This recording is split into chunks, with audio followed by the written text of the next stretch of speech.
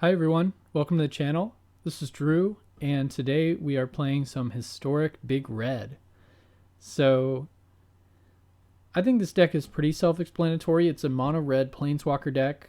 We're looking to ramp with Guardian Idol and Mind Stone. We've got a Soul Scar Mage and a lot of non-creatures. So basically, we've got a decent amount of threat diversity in the sense that we could play the Mage on turn 1, and our Guardian Idols, our Mind Stones, our Planeswalkers are just going to ramp up its power somewhat so that we've got a good threat in that creature, as well as sort of an annoyance to the other creatures on the board because it gives them -1 counters. So it makes our burn a little bit more effective. We're playing with snow-covered mountains so that we can play with Frostbite, which is slightly better than Shock against creatures and planeswalkers, although it can't go to the face. So you can sort of pick your poison there. I think it's probably worth it. We've got both Chandra's, Fire Artisan and Torch of Defiance. Fire Artisan is, I think, slightly better just as a card advantage engine because you can play lands off of her, which is a really big deal, especially for this deck, which really needs its mana as the game goes on, so that we can grab things like Godpharaoh's Statue and Meteor Golem from the sideboard with Karn. So we have a lot of good 4-mana planeswalkers, which at least one of which we're hoping to get down by turn 3 by virtue of Mind Stone or Guardian Idol. Sarkhan, we're all familiar with this card. He can come down, and if you've got a planeswalker or two already on the battlefield, then you can get your opponent really close to lethal damage in just 1 or 2 attacks. I think normally you want to play with 4 copies of Shatterskull Smashing. You can see that on the far right. I'm only playing with 3 simply because I don't have any extra mythic rares to redeem for it. So, if you're making this at home, I would play with 4 of those. What else do we want to talk about? Heart of Kiran is great in conjunction with the Planeswalkers. You can crew it for a loyalty counter, which is really powerful and useful. And other than that, we just have a bunch of awesome stuff we can grab with Karn in the sideboard.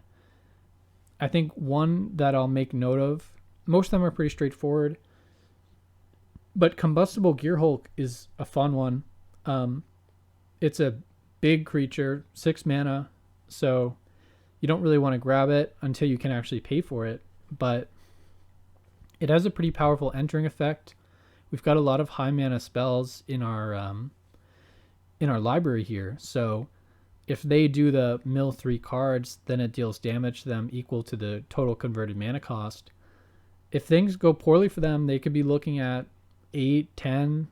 The most they could be looking at is something like 12, or I guess if you get 2 Sarkons, you could be looking at more than 12 damage. But anyway, it's something they have to think about, right? If they're down to 6 or 7 life, they can't do that too lightly. So that's an interesting entering effect. And of course, drawing 3 cards is always useful. Plus, this thing is hard to get off the battlefield because you can't really fatal push it. And I guess you could get it with Blood Chief's Thirst, but that's probably their whole turn. So that's kind of a fun one. And yeah, let's do it. I think this is more of a best of 1 deck, so I'm going to play best of 1s. Obviously, these Karn decks are sort of precisely because they're making use of their sideboards, they are not good best of 3 decks because you basically don't have access to a sideboard for sideboarding. You have access to it during all your games. So, I mean, it's possible, obviously possible to sideboard. Like, I don't really have a great sideboard plan with this deck, but I think you could potentially have a cool plan. Like, I don't know, I'm going to board out my Karns and just bring in the artifacts that are useful in the matchup. Something crazy like that. My opponent is doing a whole lot of mulliganing here. I wonder if they're going to stay in this game. it looks like we're going to see a mulligan to 0 cards. I have literally never seen this. And they're staying. So far, they're staying in the game. No, they're out. Okay. Well, that wasn't much of a game, was it? I wonder if they were... All the mulliganing, it makes me think of them potentially doing a Tybalt's Trickery kind of strategy where you mulligan down even potentially to 3 cards, hoping that you just get the combo on turn 2 and win the game.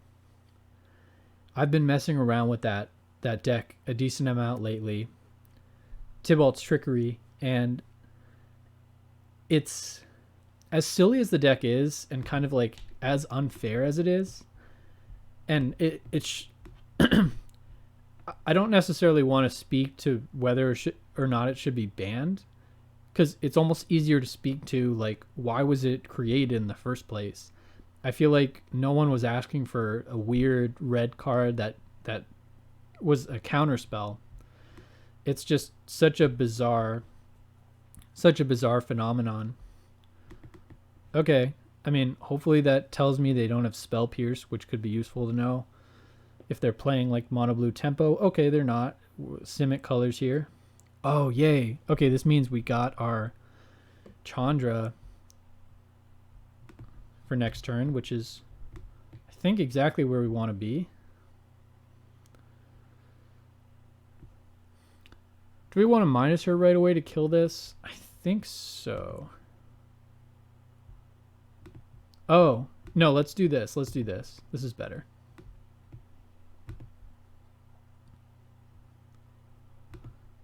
Wow, our opponent says nice. Thank you. I think you're nice too. Acid Gus 96. I think you're very nice. Up against Merfolks here, and it looks like they're passing to my turn to play a Trickster on the Mage.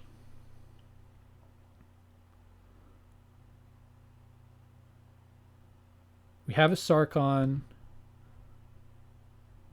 All right, I actually should think about this for a second. My immediate impulse is to add mana and cast Sarkon while other blues are tapped.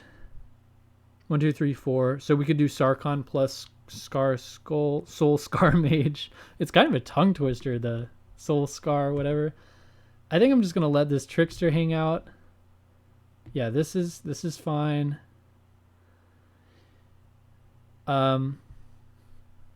Let's do plus start beatdowns, or do we want to make a dragon? I think we want to do plus beatdowns here.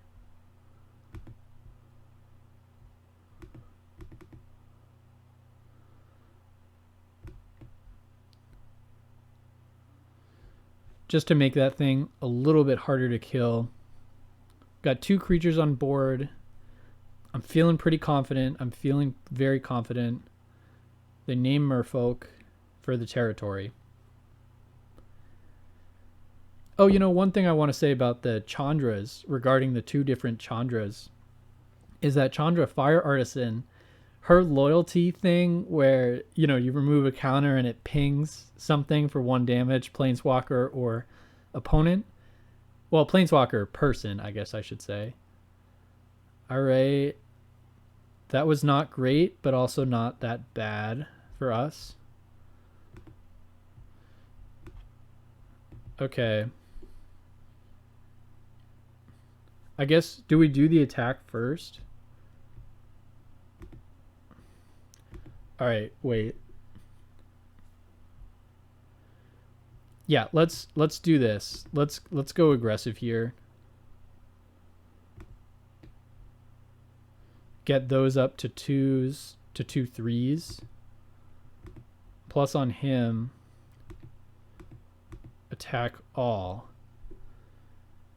And I think this should put them in a just a really difficult position. That's the idea anyway. Yeah, 1 life against a lot of stuff. Let's grab... How much mana do we definitely have next turn? Well, a lot, including Chandra. Do we grab the Gear Hulk? Let's grab Embercleave.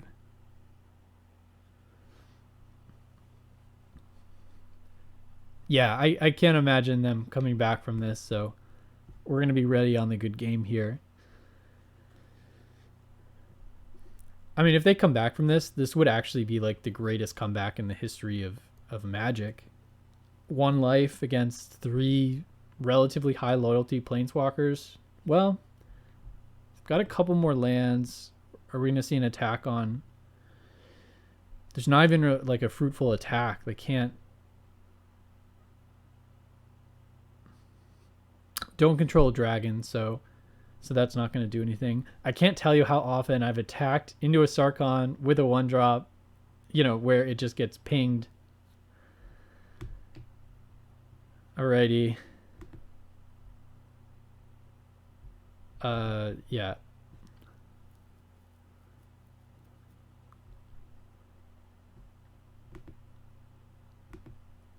Yeah. Oh, yeah, I just decline and then it does the damage. I'm sorry, I should have just done that. I kind of forgot. I was overthinking that. All right, I think we're going to call it there. We'll call that 1 1/8 games. that first win. It felt good, but it wasn't legit. They mulled to 0, which I've never seen. I've never seen anyone do that. They mulled to 0. And then they played, I think, for 1 turn. And then they said, you know what? I can't win on 0 cards.